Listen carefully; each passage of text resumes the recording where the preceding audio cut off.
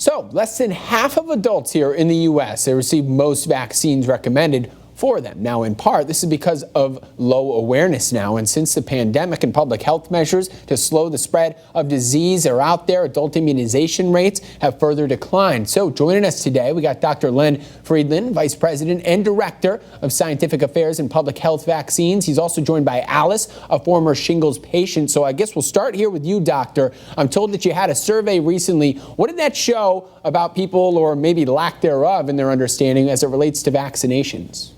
Yeah, thanks, Taylor. This is Dr. Len Friedland, a vaccine research scientist at GSK Vaccines and a physician in the state of Pennsylvania.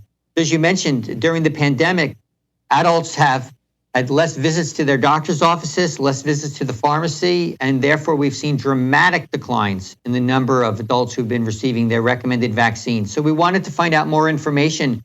So we spoke to a number of adults aged 50 to 79, and we found out that many of them are unfamiliar with the vaccines that are recommended for people over the age of 50. We also found out that about 3/4 of the adults say that they recognize the importance of vaccines. They see the dangers that can happen from infectious diseases during the pandemic. However, less than half say they're going to take action and actually get one of the recommended vaccines for people over the age of 50. And when we ask again, more than 3/4 of the adults say they want more information.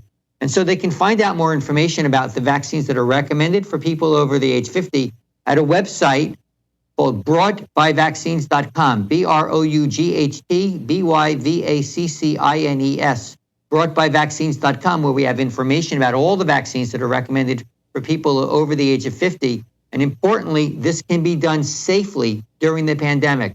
Doctors' offices and pharmacies have created safe ways and safe places to get adults vaccinated. Yeah, very interesting there. So I guess then the obvious follow-up is, what are some of these vaccinations folks should be getting that they're maybe skipping? Absolutely. So there are a number of vaccines that are recommended for adults over the age of 50. They include shingles, and you'll hear from Alice about what shingles disease is. Alice is a patient who's had shingles. Vaccines to protect against pertussis or whooping cough. Of course, influenza, so important this year for adults to be vaccinated for influenza, as is everybody over the age of 6 months.